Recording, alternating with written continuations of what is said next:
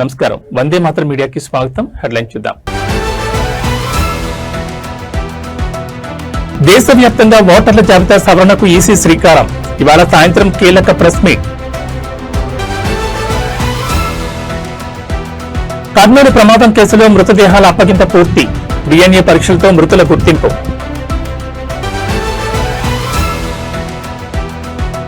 Montha తుఫాన్ effect, సముద్ర తీరంలో ఎగసిపడుతున్న అలలు.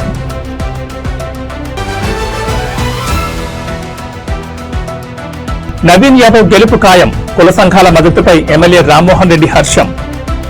ఇక డీటెయిల్స్ చూస్తే దేశవ్యాప్తంగా ఓటర్ల జాబితా సవరణకు కేంద్ర ఎన్నికల సంఘం శ్రీకారం చుట్టనుంది. ఇందుకు సంబంధించిన ప్రత్యేక సవరణ కార్యక్రమాన్ని నేటి సాయంత్రం ప్రకటించే అవకాశం ఉంది. ఈ మేరకు సాయంత్రం 4:15 ఈసీ మీడియా సమావేశం ఏర్పాటు చేసింది. ఎన్నికల సంఘం మీడియాకు పంపిన ఆహ్వానంలో కేవలం ప్రెస్ కాన్ఫరెన్స్ నిర్వహిస్తున్నట్లు మాత్రమే పేర్కొంది. అయితే ఇది పూర్తిగా ఓటర్ల జాబితాల సవరణకు సంబంధించిన ప్రకటనేనని అధికార వర్గాలు స్పష్టం చేస్తున్నాయి. దేశవ్యాప్తంగా ఓటర్ల జాబితాను 100% ఖచ్చితత్వంతో సిద్ధం చేసే లక్ష్యంతో ఈ కార్యక్రమాన్ని చేపట్టనున్నారు. తొలి దశలో భాగంగా 10 నుంచి 15 రాష్ట్రాల్లో ఈ ప్రత్యేక సవరణ కార్యక్రమాన్ని ప్రకటించవచ్చని తెలుస్తోంది. ముఖ్యంగా 2026లో అసెంబ్లీ ఎన్నికలు జరగనున్న రాష్ట్రాలకు ఇందులో ప్రాధాన్యం ఇవ్వనున్నారు. వచ్చే ఏడాది తమిళనాడు, పశ్చిమ బెంగాల్, కేరళ, అస్సాం, పుదుచ్చేరి రాష్ట్రాల అసెంబ్లీలకు ఎన్నికలు జరగాల్సింది. ఈ నేపథ్యంలో ఈ రాష్ట్రాల్లో ఓటర్ల జాబితాను పక్కాగా సిద్ధం చేసేందుకు ఎన్నికల సంఘం ఈ సవరణ ప్రక్రియను మొదటగా చేపట్టనుంది. ఈ ప్రకటనతో ఎన్నికల సందడి మొదలైనట్లేనని రాజకీయ వర్గాలు భావిస్తున్నాయి.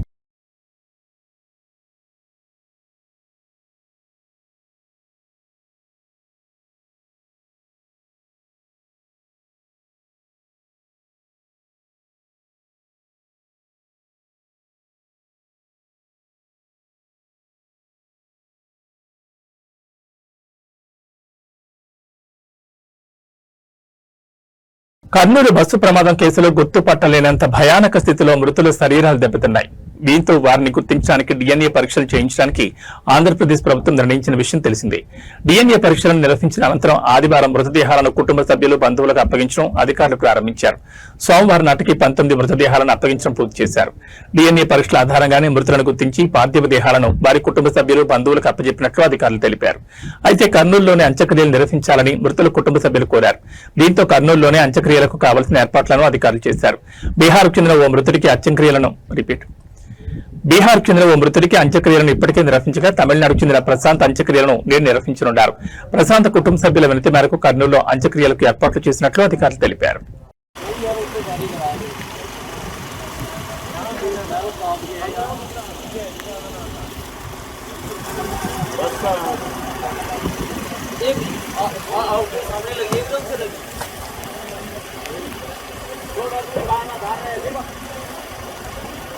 गाड़ी का चिकन क्या है ना, ये गाड़ी एकदम कुछ प्रॉब्लम आ जाए इसके जो नहीं बोलते हैं कोई तो प्रॉब्लम है स्लीपर का।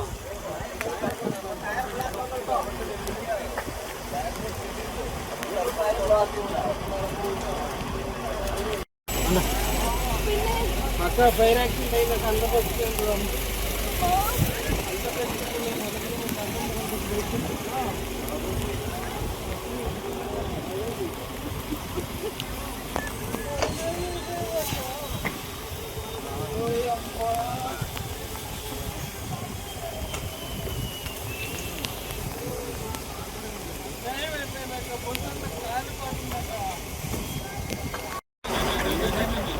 भाई वीडियो बना लो, भाई वीडियो बनाओ, पुलिस वाले को बुलाओ इधर। क्या चल ड्राइवर ने सिलेंडर से पीला होगा, बुलाओ लड़के के बाल के अंदर मारेगा मादर को। ए सरिया निकालो साहब, इसको मत पीटेगा पक्का, सरिया निकालिए।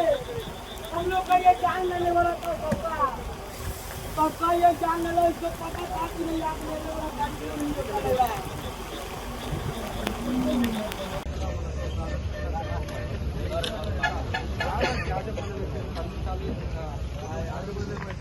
ఎందుకు రావాలి, ఏ విధంగా జరిగిపోతుంది దాని మీద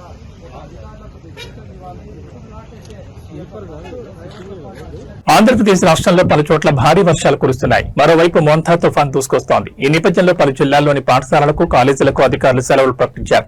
తుఫాన్ హెచ్చరికల నేపథ్యంలో విశాఖ జిల్లాలో ఇవాళ, రేపు 2 రోజుల పాటు విద్యా సంస్థలకు సెలవు ప్రకటిస్తున్నట్లు కలెక్టర్ హరీందర్ ప్రసాద్ తెలిపారు. జిల్లా ప్రజలు అప్రమత్తంగా ఉండాలని సూచించారు. అనకాపల్లి జిల్లాలో కూడా కలెక్టర్ విజయకృష్ణన్ 3 రోజులు సెలవు ప్రకటించారు. మోంతా తుఫాన్ ప్రభావం దృష్ట్యా జిల్లా వ్యాప్తంగా విద్యా సంస్థలకు అక్టోబర్ 27, 28, 29 తేదీల్లో సెలవు ప్రకటిస్తున్నట్లు తెలిపారు. భారీ వర్షాలు, బలమైన గాలులు వీచే అవకాశం ఉన్నందున ప్రజల భద్రతను దృష్టిలో ఉంచుకుని ప్రభుత్వ, ప్రైవేట్ పాఠశాలల అన్ని విద్యా సంస్థలను మూసివేసినట్లు పేర్కొన్నారు. ఈ ఆదేశాలను ఉల్లంఘించి ఎవరైనా విద్యా సంస్థను తెరిస్తే వారిపై కఠిన చర్యలుంటాయని కలెక్టర్ విజయకృష్ణన్ హెచ్చరించారు. మరోవైపు ఉమ్మడి నెల్లూరు జిల్లాలో విస్తారంగా వర్షాలు కురుస్తున్నాయి. వర్షాల కారణంగా నదులు, వాగులు, వంకలు, కాలువలు పొంగి పొర్లుతున్నాయి. సోమశిల డ్యాంలో 70 టీఎంసీలు, కండలేరు జలాశయంలో 60 టీఎంసీలకు నీరు చేరుకుంది. 1000 హెక్టార్లలో పంటలు నీటి మునగాయని రైతులు ఆందోళన వ్యక్తం చేస్తున్నారు. తుఫాన్ ప్రభావంతో చేపల వేట, చేనేత పనులు నిలిచిపోయాయి.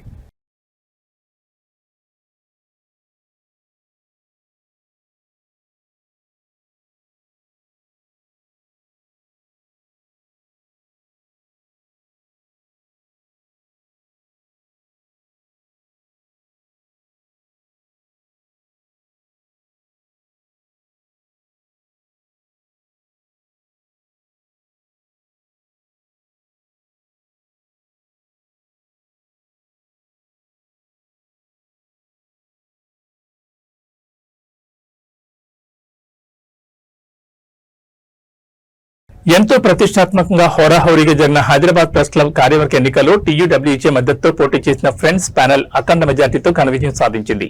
ఈ సందర్భంగా తెలంగాణ రాష్ట్ర వర్కింగ్ జర్నలిస్టుల సంఘం రాష్ట్ర అధ్యక్షులు కె విరహతాలి మీడియాతో మాట్లాడుతూ విషసర్పాలన్నీ ఏకమై ఎన్ని కుట్రలు, కుతంత్రాలు పనినా చారిత్రాత్మక తీర్పుతో చెంపపెట్టలని సమాధానం చెప్పి ఫ్రెండ్స్ ప్యానెల్ మొత్తాన్ని అనూహ్య మెజార్టీతో గెలుచుకుని టీయూడబ్ల్యూజే పట్ల ఉన్న విశ్వాసాన్ని, అభిమానాన్ని చాటుకున్న హైదరాబాద్ జర్నలిస్టులకు ఆయన హృదయపూర్వక కృతజ్ఞతలు తెలిపారు.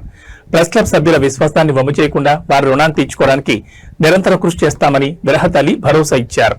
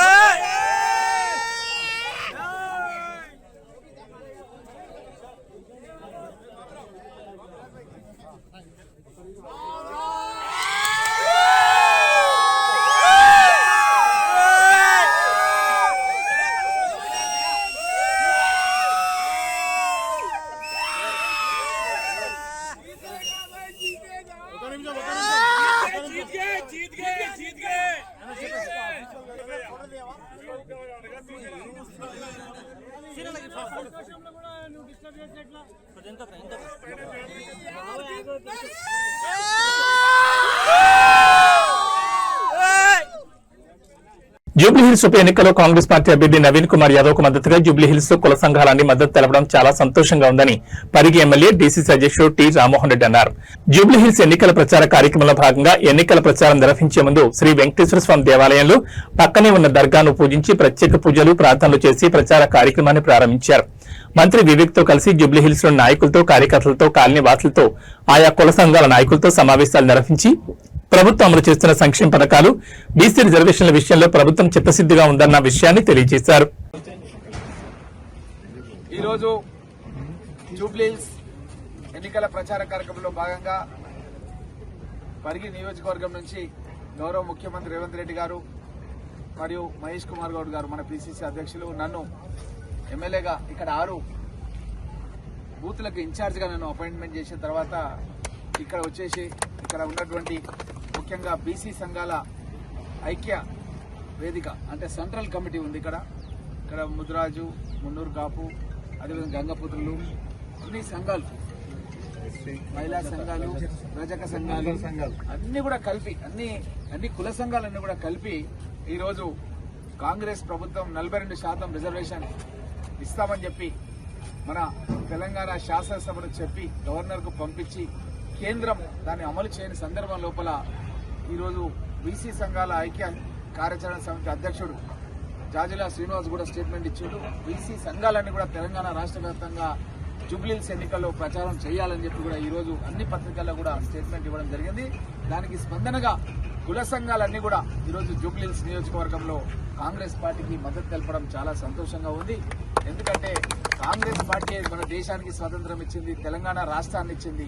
ఈరోజు మన హైదరాబాద్ చుట్టూ ఉన్నటువంటి राम मोहन रेड्डी साहब एक एजुकेशनिस्ट है, आपके मेडिकल कॉलेजेस है, आपके इंजीनियरिंग कॉलेजेस है, आपके फार्मेसी कॉलेजेस है, बहुत ही मशहूर और मारूफ शख्सियत है और हर की आपकी खायर है। मैं उनसे गुजारिश करता हूँ कि वो आपको मुखातिब करें। पार्लियामेंट कॉलोनी में आज मोहन भाई का दरखने और साकिर भाई और हमारे मिनिस्टर साहब विवेक जी और निगम भाई और आपको मिलेगा बहुत खुशी है मेरे को, क्योंकि कांग्रेस पार्टी के तरफ से हमारे पीसीसी प्रेसिडेंट महेश कुमार गौड़ जी, हमारे चीफ मिनिस्टर रेवंत रेड्डी जी हमारे को इधर शेखपेट डिवीजन में काम करने के वास्ते हमको आदेश दे चुका है। मेरा घर बगल में ही रहता, तो विवेक भाई साहब मेरे को चुनिए यहीं रहता बोल के मेरा नाम टिक कर दिया उन्होंने, इनको यहीं रख दो बोल के। तो मैं मणिकोटा में रहता हूँ, तो है ना आप कभी भी आ सकते हैं। मैं हलमार्ग पाम ब्रिज में 8 नंबर विला है मेरा, यहीं रहता हूँ, 5 मिनट का रास्ता है मेरे यहाँ से।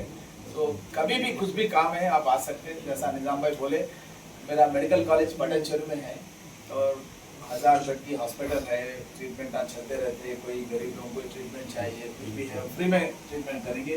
और यहाँ का जो डेवलपमेंट के बारे में अभी तो विवेक भाई साहब इंचार्ज लेने के बाद వికారాబాద్ జిల్లా తాండూరులోని ప్రభుత్వ మాతా శిశు ఆరోగ్య కేంద్రంలో విషాదం చోటు చేసుకుంది.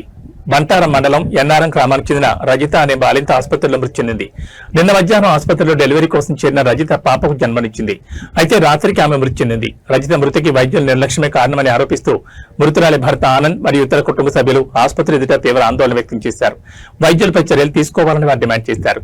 ఈ ఘటనతో ఆసుపత్రి వద్ద ఉద్రిక్త పరిస్థితి నెలకొంది. పోలీసులు అక్కడికి చేరుకుని ఆందోళనకారులతో చర్చించి పరిస్థితిని అదుపులోకి తెచ్చే ప్రయత్నం చేస్తున్నారు.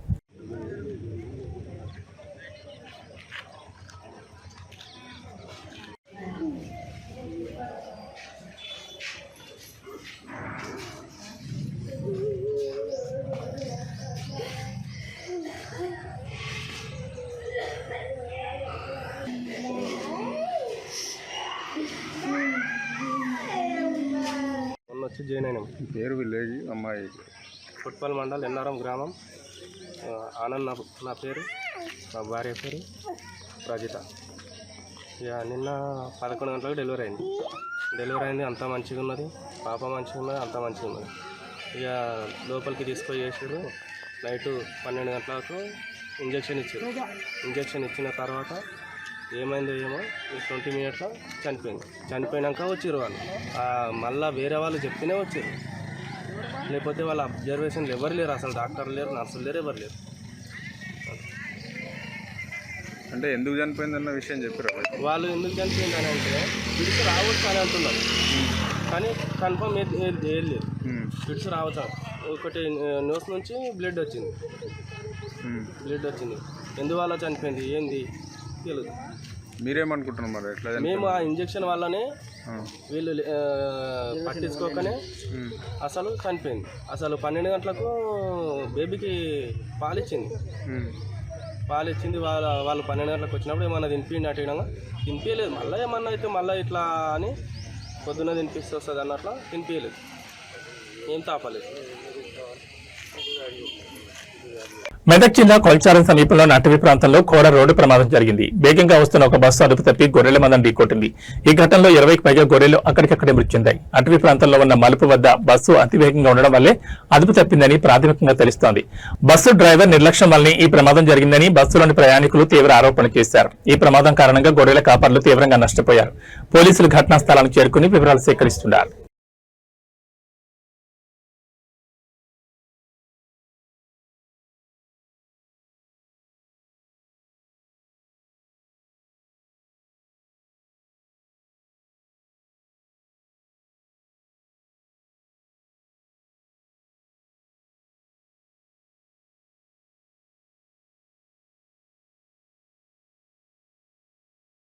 మేడ్చల్ జిల్లా పోచారం మున్సిపాలిటీ పరిధిలోని అనూజిగూడలో ఉన్న అయ్యప్ప దేవాలయం ప్రాంగణం నేడు ఇక్కడ సందడి వాతావరణం నెలకొంది.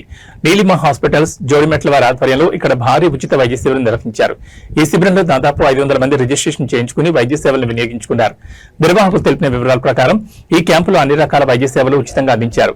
ముఖ్యంగా బీపీ, షుగర్, థైరాయిడ్ వంటి పలు రకాల రక్త పరీక్షలు ఉచితంగా నిర్వహించారు. అంతేకాకుండా గర్భిణీ స్త్రీలకు ప్రతి నెలా పరీక్షలు నిర్వహించి తగిన సలహాలు ఇవ్వడం జరిగింది. రోగులకు అవసరమైన మందులు కూడా ఉచితంగా పంపిణీ చేశారు. ఈ సందర్భంగా మాజీ చైర్మన్ బోయపల్లి కొండలరెడ్డి మాట్లాడుతూ పోచారం మున్సిపాలిటీ పరిధిలో ప్రతి ఆదివారం ఉచిత హెల్త్ క్యాంపులు నిర్వహిస్తూ ప్రజలకు అండగా నిలుస్తున్న డాక్టర్ పల్లారెడ్డి, పల్లా రాజేశ్వర్ రెడ్డికి ప్రత్యేక ధన్యవాదాలు తెలిపారు.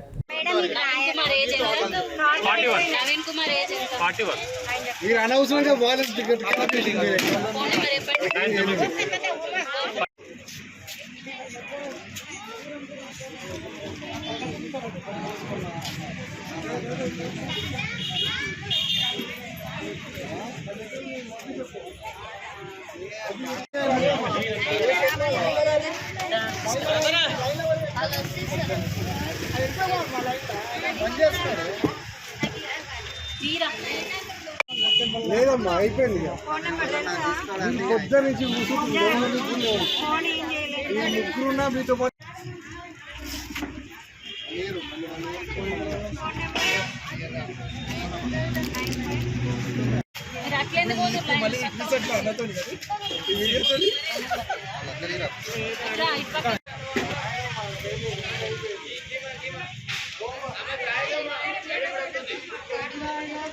శ్రీ సత్యసాయి జిల్లా ధర్మవరం పట్టణానికి చెందిన హరీష్ కుమార్ అక్టోబర్ 24వ తేదీ అర్ధరాత్రి 3:30 కర్నూలు జిల్లా చిన్నటేకూరు సమీపంలో హైదరాబాద్ నుంచి బెంగళూరు వెళ్తున్న కావేరీ ట్రావెల్ బస్ అగ్ని ప్రమాదానికి గురైంది. అదే సమయంలో హైదరాబాద్ నుంచి ధర్మవరం కారులో వస్తున్న యువకుడు హరీష్ కుమార్ ప్రాణాలకు తెగించి 10 మందిని కాపాడాడు. 300 మీటర్ల దూరం నుంచి బస్సు ప్రమాద ఘటన గమనించిన హరీష్ పరుగులు తీశాడు. రాత్రితో బస్సు అద్దాలు ధ్వంసం చేసి 10 మందికి జీవం పోశాడు. మంటల్లో మునిగిన బస్సు నుంచి బయటపడిన ప్రయాణికులు కన్నీరు ప్రాణాలు కాపాడిన హరీష్ కు అభినందనలు వెల్లువ కురుస్తోంది. బస్సు మంటల్లో పూర్తిగా కాలిపోతున్న 10 మంది ప్రాణాలను రక్షించాడు. కనురెప్పలోని సాహసం చేసి బస్సు అద్దాలు పగలగొట్టి మంటల మధ్య మానవత్వంతో బస్సులోని ప్రయాణికులను కాపాడాడు. బస్సు మంటల్లో కాలుతున్నప్పుడు ధైర్య సాహసాలు చేసి మంటల్లో చిక్కుకున్న ప్రయాణికులను కాపాడి కర్నూలు ప్రభుత్వ హాస్పిటల్కి తరలించారు.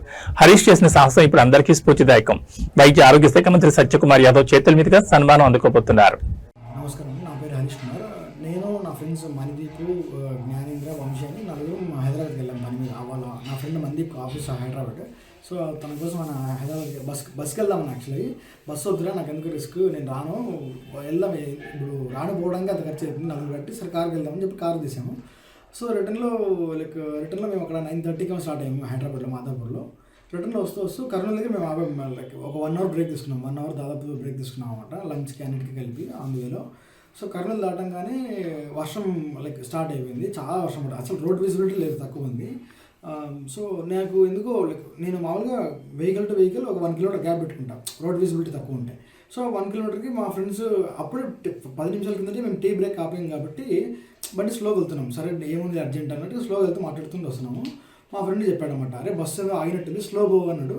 అది 1 కిలోమీటర్ కాస్త 300 మీటర్ వరకు వచ్చేసింది బండి, అంత దగ్గరికి వచ్చేసాం. కానీ బస్సు పోవట్లా. ఎందుకు డౌట్ ఇచ్చి మేము కార్ ఆపేసాం, ఎందుకైనా మంచిది అంటే రోడ్డు కనపడట్లేదు, అటుపక్కకి ఏమైనా పోదామంటే ఏమైనా ఉందేమో అని చెప్పి మేము పోవట్లేదు. సో అప్పటికి మా ఫ్రెండ్ ఉండి చూద్దామని చెప్పి దిగుతుంటే అటుపక్క మాకు కొంచెం దూరంలో వాకబుల్ డిస్టెన్స్లోనే ఒక డెడ్ బాడీ కనపడింది.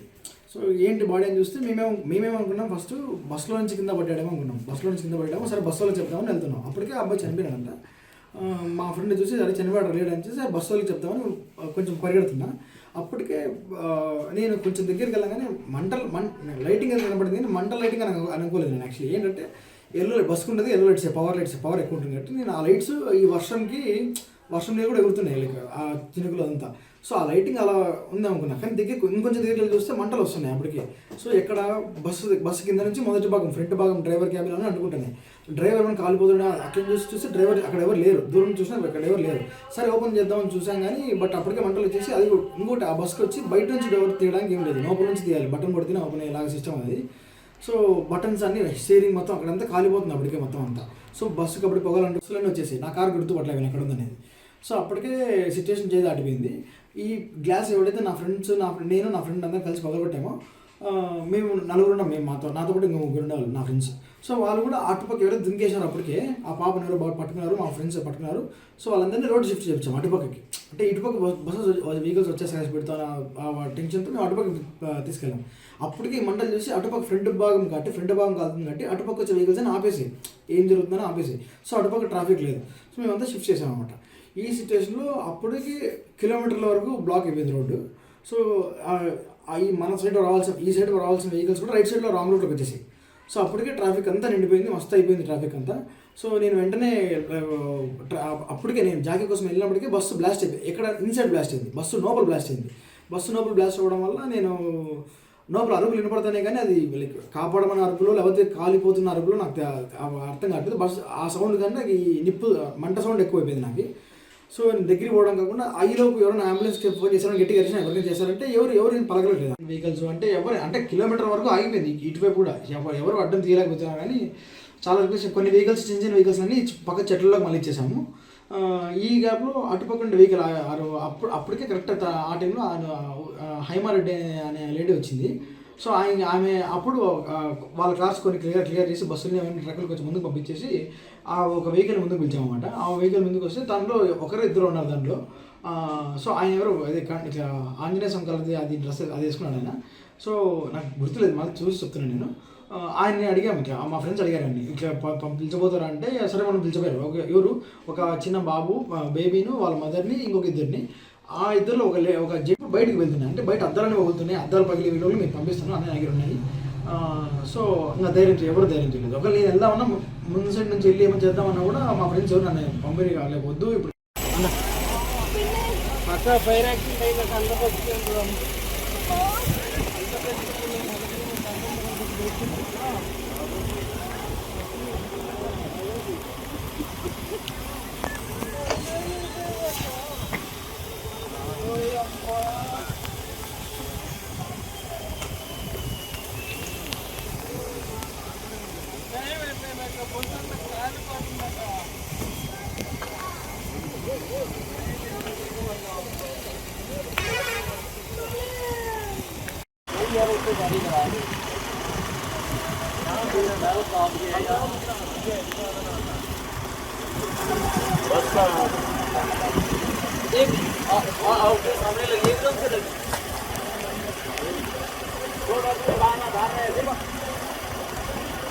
गाड़ी का सिस्टम लग गया ना, ये गाड़ी एकदम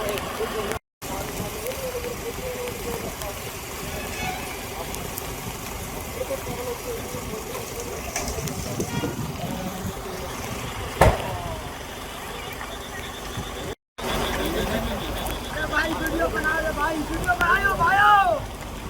बनाओ, पुलिस वाले को बुलाओ इधर। क्या ड्राइवर ने सीरियस किया होगा, बाल किधर मारेगा ए सरिया निकालो साहब, इसको मत छूटेगा पक्का, सरिया निकालिए। हम लोग का ये जान लेने वाला तो पक्का ये जान ले लो, इसको पता था कि नहीं आप लेने वाला गाड़ी नहीं निकालेगा। నకిలీ మద్యం కేసులో తనపై వస్తున్న ఆరోపణలు ఖండిస్తూ వైసీపీ నేత మాజీ మంత్రి జోగి రమేష్ విజయవాడలోని కనకదుర్గం ఆలయంలో సత్య ప్రమాణం చేసి తన నిర్దోషిత్వాన్ని నిరూపించుకునే ప్రయత్నం చేశారు. కుటుంబ సభ్యులతో కలిసి ఇంద్రకీలాద్రికి చేరుకున్న ఆయన ఘాట్ రోడ్ ప్రవేశ ద్వారం వద్ద చేతిలో దీపం వెలిగించి ఈ కేసుతో తనకు ఎలాంటి సంబంధం లేదని స్పష్టం చేశారు. ఈ సందర్భంగా జోగి రమేష్ మాట్లాడుతూ నా వ్యక్తిత్వంపై నింద వేశారు, నా మనసును గాయపరిచారు, అందుకే కుటుంబంతో సహా వచ్చి ఏ తప్పు చేయలేదని అమ్మవారి ఎదుట నిండు మనసుతో ప్రమాణం చేశాను. నా కుటుంబాన్ని అవమానించిన వారికి అమ్మవారు మంచి బుద్ధి ప్రసాదించాలని అన్నారు. గతంలో తాను చెప్పినట్లే తిరుపతి వెంకన్న బజవాడ దుర్గమ్మపై ప్రమాణానికి కట్టుబడి ఉన్నానని, అందులో భాగంగానే ఇప్పుడు ప్రమాణం చేస్తానని తెలిపారు. నకిలీ మద్యం కేసులో నార్కో అనాలిసిస్, లై డిటెక్టర్ టెస్టులో కూడా తాను సిద్ధంగా ఉన్నానని పునరుద్ఘాటించారు. ఈ వ్యవహారంలో ముఖ్యమంత్రి చంద్రబాబు, మంత్రి నారా లోకేష్ ఇప్పుడు ఏం సమాధానం చెప్తారని ఆయన ప్రశ్నించారు. నాపై తప్పుడు ఆరోపణలు చేసిన వారు సత్య ప్రమాణానికి సిద్ధమా? కనీసం లై డిటెక్టర్ టెస్ట్ కైనా వచ్చి దమ్ముందా? కనకదుర్గమ్మ సాక్షిగా నేను తప్పు చేసినట్టు నిరూపించాలని సవాల్ విసిరారు.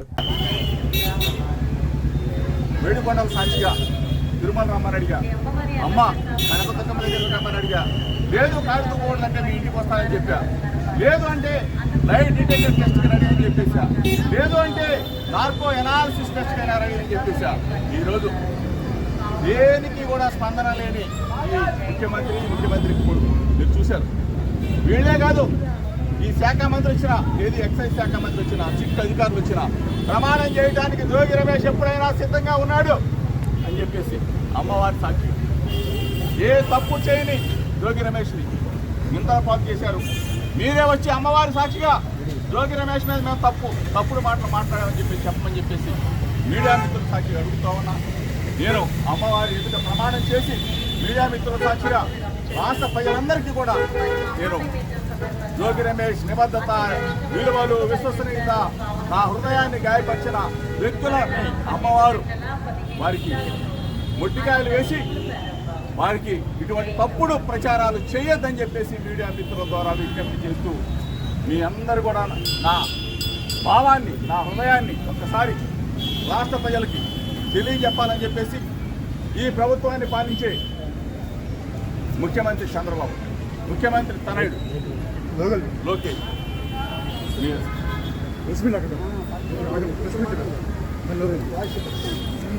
Team India vice captain Shreyas Iyer తీవ్రంగా గాయపడ్డాడు. ఆస్ట్రేలియాతో జరిగిన 3వ వన్డే మ్యాచ్ లో ఫీల్డింగ్ చేస్తూ గాయపడిన ఆయనకు ఇంటర్నల్ బ్లీడింగ్ అయినట్లు తేలింది. దీంతో ఆయన్ను సిడ్నీలోని ఓ ఆసుపత్రిలో చేర్పించి ఐసీయూలో ఉంచి చికిత్స అందిస్తున్నారు. శనివారం జరిగిన మ్యాచ్ లో ఆస్ట్రేలియా బ్యాటర్ అలెక్స్ క్యారీ కొట్టిన బంతిని శ్రేయస్ వెనక్కి పరిగెడుతూ అద్భుతంగా క్యాచ్ అందుకున్నాడు. అయితే ఈ క్రమంలో కింద పడడంతో ఆయన ఎడమ పక్కటెముకలకు గాయమైంది. మ్యాచ్ అనంతరం డ్రెస్సింగ్ రూమ్ చేరుకున్న తర్వాత బీసీసీఐ వైద్య బృందం వెంటనే ఆసుపత్రికి తరలించింది. గత 2 రోజులుగా శ్రేయస్ ఐసీయూలోనే ఉన్నారు. వైద్య పరీక్షల రిపోర్ట్లు వచ్చిన తర్వాత అంతర్గత రక్తస్రావం జరుగుతున్నట్లు గుర్తించి వెంటనే ఆసుపత్రిలో చేర్పించాం. ఇన్ఫెక్షన్ వ్యాపించకుండా ఉండేందుకు 2 నుంచి 7 రోజుల వరకు ఆయన వైద్యుల పర్యవేక్షణలో ఉంటారని ఈ పరిణామం గురించి తెలిసిన ఓ అధికారి మీడియాకు తెలిపారు. టీం డాక్టర్, ఫిజియో ఏమాత్రం ఆలస్యం చేయకుండా సరైన సమయంలో ఆసుపత్రికి తీసుకెళ్లారు. ప్రస్తుతం ఆయన పరిస్థితి నిలకడగా ఉంది. కానీ ఇది ప్రాణాంతకంగా మారే ప్రమాదం కూడా ఉండేది. శ్రేయస్ మానసికంగా చాలా ధైర్యవంతుడు, త్వరలోనే కోలుకుంటాడని ఆయన వివరించారు. అంతర్గత రక్తస్రావం కావడంతో శ్రేయస్ అయ్యర్ పూర్తిగా కోలుకోవడానికి అనుకున్న దానికంటే ఎక్కువ సమయం పట్టొచ్చని తెలుస్తోంది. కనీసం 1 వారం రోజుల పాటు ఆయన సిడ్నీలోనే ఆసుపత్రిలో ఉండొచ్చని సమాచారం. కాగా శ్రేయస్ ఆస్ట్రేలియాతో జరగనున్న T20 సిరీస్ కు ఎంపిక కాని విషయం తెలిసిందే.